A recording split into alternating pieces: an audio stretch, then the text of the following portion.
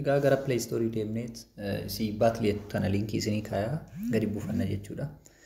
Akka gadi buufannee install gooneen kallattiidhaan gara keessaatti nu seensaa yeroo jalqaba seensisu isii language jettu tana select language nuuf fide jechuudha. Haala kanaan buutee erga xumurtee booda jechuudha. Egaa buutee booda ni tuqnaa gara keessaa seenna select language bira nu geesse. እንችልበትን የምንቀበልበትን መንገድ ነው ማሳያችሁ ማለት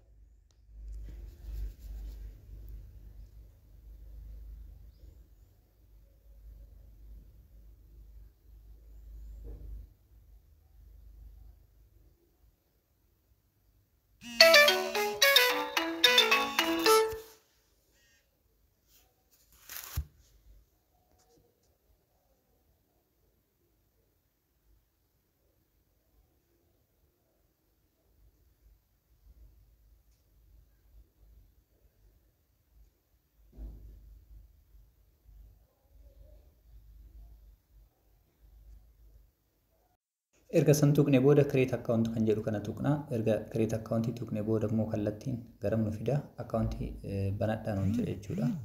Account kallattumaan banna waliin haa ilaallu.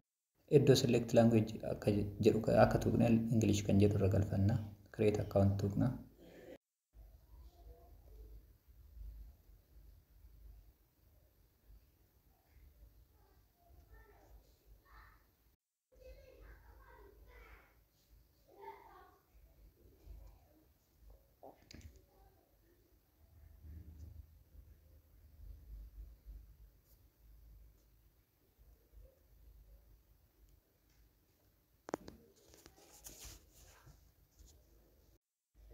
Asbiratti password digitii jaan kennitanii fi ergas booda immoo isa kana ni barreessitu jechuudha. Asitti mul'atu tana duwwaa 765 kana ni barreessitu confirm jettanii. Ergas booda duratti ka copy goone san gara sitti copy ka goone san inni asitti paste goone jechuudha. No paste goone jira password kenna ka duraa san itti galchina. Dhoksaadhaan namatti agarsiisuu hin qabdan password keessanis ta'ee copy ka gootan kanas ta'ee jechuudha. Haala kanaan galchine erga xumurree booda verify ka jedhu tuqna. Kallattumaan gara keessaatti nu fida jechuudha. Kunu $0 jedha uummata akka hin qabdu. Akkana jirta naan jedhaa jira. Haala kanaan erga finnee booda mee kutaa itti aanu gara itti aanu step itti aanu itti ceenu akkamitti baatilii kana immoo arganna akkamitti gara na finnee $1 jijjiirannee kenna kan jedhu. Amma akki gootan gara $400 ka fudhannu jechuudha finnee kaas galchinu. $400 kan akkamitti finnaa ka jedhuuf kunoo kun transfer godhuudhaaf kun ittiin fudhachuudhaaf. Amma immoo isin ka tuqxan iddoo invite jettu tana. Iddoo invite jettu kana akkuma tuqxaniin koodii digitii 4 tana jechuudha. Isii tanaan isinii kaaya. Isii tana fuutaniit maal gootanii paste gootan jechuudha. Isii tana fuutanii paste gootan. Kanaafuu akkamitti akka fiddan isinitti agarsiisaa $400 karama salphaan argadha. Airdrop $400 jechuudha. Yoo hanga xumuraatti na hordoftan viidiyoo kanarraa waa hedduu milkaa'uu dandeessu. Mee ani immoo kana mana affeeree san fida yookiin immoo kana mana affeeree kanama akkanatti naa kaa'e san fida. Isin immoo isa kana isinii kaaya. BT6RVP ka jedhu copy gootanii fiddanii asitti paste gootu. Gama telegiraamaa seentanii jechuu ka argattan. Chaanaalii telegiraamaa asila isinii kaaya linkii isaa. Akkasumas immoo barreeffama illee akkanumatti kaaya. Qubee guddaa baa guddaa taa jahaa fi arri guddaa vaayii guddaa fi paa xiqqoo gootanii barreessitu. Kallattumaan argattu jechuudha. Mee bind kan jedhu kana tuqaan amma kallattiidhaan.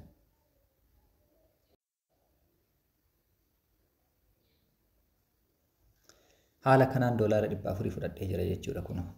Haala kanaan akkaawuntiin kiyya duwwaa ture sun $400 badhaadhee jira. Isinillee $400 kanaan badhaadhuu dandeettu jechuudha. Haaluma salphaa kanaan ergasii yoo akkamitti waan kana baasuu dandeenya kun BSC kana 20 jechuudha. Gadi tuqnee haa ilaallu 20 argadhee jira kun kallattumaan BSC yookiin immoo TRC BS 20 argadhee jira. Kana booda akkam akka goonu waliin ilaalla. Kanaaf airdrop kana ni kaayanna. Namoonni hedduun as dura waan biraa irraa kan milkooftan koorfaa irraa kan milkooftan jiraachuu dandeessu warroonni hordoftanii deemtan.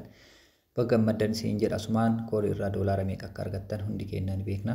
Warri cimee dalagee $2,200 argate. Warri suuta dalagees $4,510 argatee jira jechuudha. Amma mee kallattumaan waa'ee dhaabbata kanaa yookiin waa'ee saayitii kanaa isin haa himu tokko tokko. Mee ammas bira activity kana bira dhufneetiin jallisnee haa ilaallu. Asirratti namoota isin jala galmaan leevilii tokkoffaarratti istuudhaan leevilii lammaffaa paartisipaantii leevilii sadaffaa iskoorii akkas jedhaatiin itti fufaa warroota isin jala galmaan agarsiisa jechuudha tokko isaatiin maarkeettii biraa dhufnu mi'as gabaa isaa jechuudha kun gabaa isaa keessatti har'a BSC'n hangam akka ol dabale parsantii 0 akkas jedha kunneen negatiivii hangam akka gadi bu'an kanneen akka Ethereum BTC faa LTC faa Bitcoin faa jechuudha hundi isaanii jiranii Tron faa jiru. Tron illee hangam akka dabale guyyaa irraa Shiba Inuun hangam akka hir'ate hangam akka dabale wanti hunduun ni jira jechuudha BNB faa. Kanaaf haala kanaan profiitii isaan irraa argachuu dandeettan yoo dipoozit gootan tokko isaatiin akkatti jira. Kanaaf waa'ee saayitichaa haala kana yoo keessa isiniif tuqe tireedii bira yoo dhufne daldala ni qaba. Bituu gurguruu USDT bittanii gara TRX itti faa gurguruu TRX bittanii gara USDT itti gurguruu ni dandeessu jedha as keessatti. Generally gara profaayilii keenyaa yoo dhufnu profaayiliin keenya kana fakkaata waaletiin keenya isa kana back private key jedha private key keenya faa tiimii keenya kun as bira tuqnee namni meeqa akka nu jala galmaa'e ni agarsiisa. Haaluma saniin nama affeeruudhaaf invitation kan jedhu kana tuqxu namoota affeertu jechuudha koodii kana koppii gootanii argitaniif egaa appilikeeshinii buufate booda kallattiin koodii kana guutee yoo galmaa'e isiniifis ni lakkaa'ama jechuudha boonasii. Haaluma saniin iddoodhuma profaayil jedhu kana tuqnee daawunlood godhachuu warra appilikeeshinii hin qabne warri Google irraa fayyadamu godhachuu danda'a. Switch language afaan jijjiiruudhaaf bakka feetan iddoo kana tuqxanii jijjiiruu dandeessu. Home gara manaa deebuuf walumaa gala jechuudha kana fakkaata. BSC doolaara 400 gahu fudhannee jirra. Guyyaa inni eebbifame gadi dhiifame isinitti hima ni fudhattan jechuudha. Viidiyoo kiyya hordofaa tokko viidiyoo kiyyaatiin jechuudha. As biratti telegiraama ni qabanii tiwiitara ni qabu yuutuuba ni qabu feesbuuka ni qabu BSC hordofaa waan isin dhibe kamuu gaafadhaa isiniin jedha. BSC irratti hojjannee doolaara 400 kanallee taama qilleensarraan arganne airdroppiidhaan arganne tana yeroo yeroodhaan updeetii dhufu hundaa isin hima.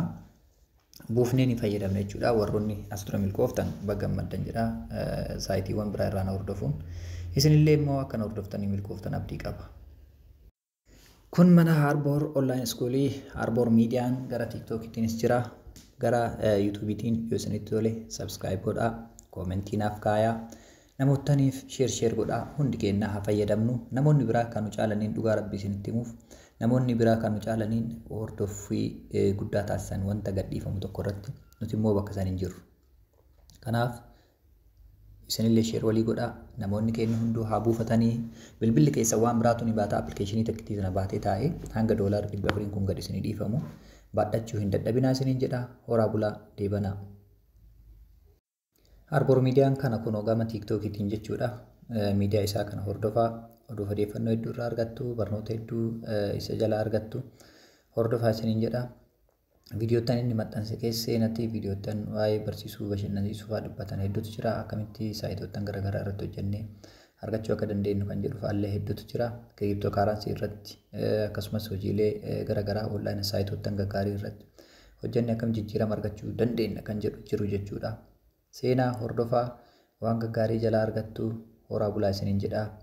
Harbour Online School YouTube isaa kun asuma tuqxanii seenuu dandeessu. Yoo YouTube isaa seenuu hin barbaadin immoo asuma bira dhuftanii TikTok isaa gattuquudhaan kallattiin gara TikTok isaa seenuu dandeessu jechuudha. Kun TikTokin isaa isa kana Harbour Miidiyaa jedha. Hordoftoota 18,000 akka qabu kana gattuqxaniitiin seentanii Harbour Miidiyaa irraa barnoota hedduu argachuu dandeettu. Yeroo gaarii qabaadhaa. Horaa bulaa.